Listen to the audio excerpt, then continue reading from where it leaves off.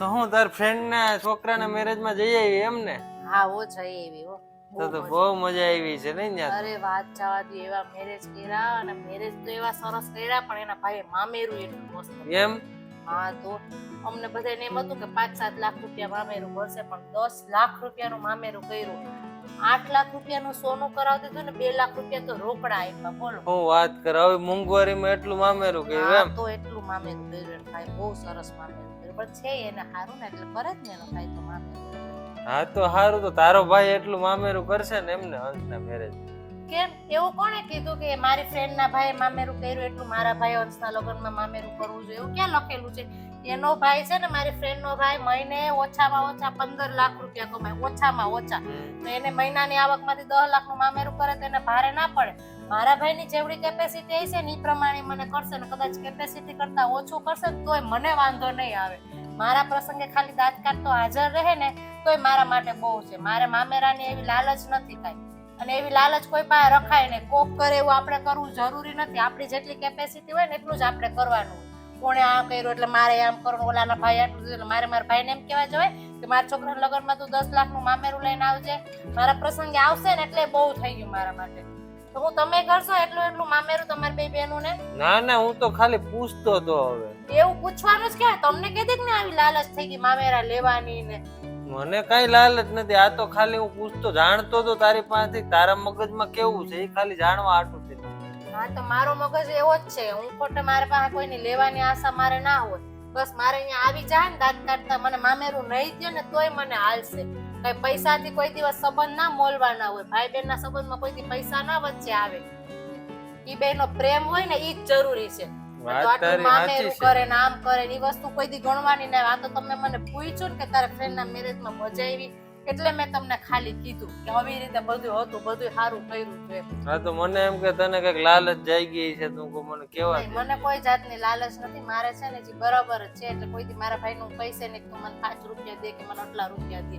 એ જે પ્રેમથી દે ને બંધ મુઠ્ઠીએ લઈ લે. હું જોઈશે ને કે મને હું આવી.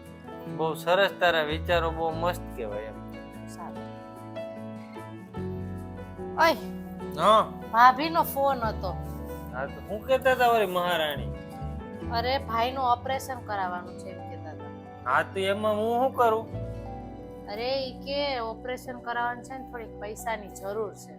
હા તો પૈસાની જરૂર હોય તો એમાં હું શું કરું? પણ મને કે તમે સમીરભાઈને કહેજો ને. ઈ કે થોડાક પૈસાની જરૂર છે તો આપે. ઈ કે હું કઈ પૈસા નથી આપવાનું. મારે જરૂર હતી તો ક્યાં એને કોઈ દી પૈસા આપ્યા મને? હા પણ એને ના આપ્યા તો કાંઈ નહીં, પણ આજે ને દવાખાનામાં જરૂર છે તો આપણે દેવા જોઈએ ને પૈસા એને. અરે બે ભાઈ જુદા થતા હતા બરાબર, એ બધું હારું હારું વસ્તુ એને લઈ લીધી, બાકીનું જે વધારે નતું બધું મને આપી દીધું. તો એને ખબર નથી પડતી? હા પણ હવે ઈ જી થયું ઈ ભાઈ આપણા નસીબમાં હતું તો આપણને પાછું મળી ગયું ને. આપણે અત્યારે આપણે હારું છે ને, આપણે કઈ વાંધો છે? ઈ બધી વાત મૂકી છે, હારું છે કે નથી બરાબર, પણ એને તો જોવું જોઈએ ને કે આ મારો ભાઈ છે. એને નથી ખબર પડતી? હા પણ હવે ઈ કરમનું કરેલું આપણને મળ્યું ને, ઈ ક્યાંય ફોગટ ના જાય. આપણા નસીબમાં હોય ને આપણને મળી જ જાય. એને ના આપ્યું તો કઈ નહીં, આપણા નસીબમાં હતું તો આપણે અત્યારે કેવું સારું થઈ ગયું ને. આપણે ભાભીને તઈ મેં એમ કીધું તું કે આને સમજાવો ભાઈને, તે તો મૂંગો કઈ મોઢામાંથી એક શબ્દ નતો નીકળતો. હવે પૈસા વાળી થાય, પૈસા માંગવા આવે.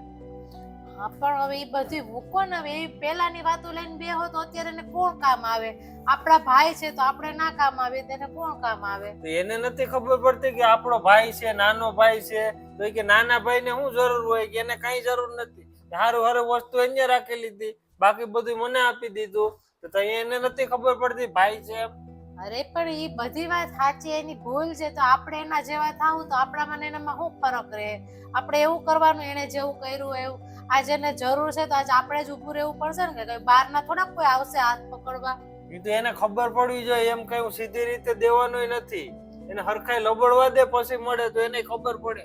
અરે કઈ ભાઈને આપણી પાસે લબડાવવાનો હોય? વાતું કરોતી હવે લબડવા દેતી. એને આપણી પાસે કઈ લબડાવવા આવવાનો હોય? એને માગ્યા, એને જરૂર હોય તો જ માગ્યા હોય ને, બાકી કોઈ માગવા આવે? એને એટલા દોસ્તારું છે, એની પાસેથી માગી લે ને, એને ખબર પડે કે ભાઈ જ કાયમ આવે, બીજા કોઈ બહાર ના કાયમ ના આવે. માગ્યા જ હોય બધાય પાસે, ના આપ્યા હોય ને એટલે છેલ્લે જ આપણી પાસે આવ્યા હોય. એને ખબર હોય કે આ તો મને આપશે. એટલે તો આપણી પાસે આવ્યા હોય, બધાય પાસે માગી લીધા હોય. પણ હવે આપણે એના જેવું ના થવાય, આપણે એને પૈસા દેવાય. હવે એને દવાખાનામાં જરૂર છે, આપણા ભાઈ છે, તો આપણે નહીં કામ આવીએ તો કોણ આવશે હવે? તું એ પણ છે ને દર વખતે મને ઇમોશનલ કરી નાખે હો, ગમે એમ કરીને. દેવરા આમ બધાયનું આવું ના વિચારાય હવે. હા, પણ હવે આપણી પાસે છે ને, આપણે તો એ બિચારા ક્યાંક હવે કોઈ ના એને આપે અને વ્યાજ લેવા જાય પૈસા તો વ્યાજે ચડે, આ પૈસા દેવા. એક તો દવાખાનું આવ્યું હોય, થોડોક ટાઈમ કામ નહીં કરી શકે, આપણે ઘરમાં છે ને દેવા છે ને, આપણે કઈ વ્યાજે ગોતીને તો નથી દેવા એને. હવે સારું તો પણ એને કેટલા જોઈએ છે? 5 લાખનું કહેતા હતા. હા તો એ તેજોરીમાં પડ્યા એ કાઢીને દઈ આવજે કાલે. હા તે સારું, કાંઈ મેં એવું મનમાં ના રાખવાનું હોય, દવાખાને આપણે જવું પડશે હવે જરૂર હોય ત્યારે.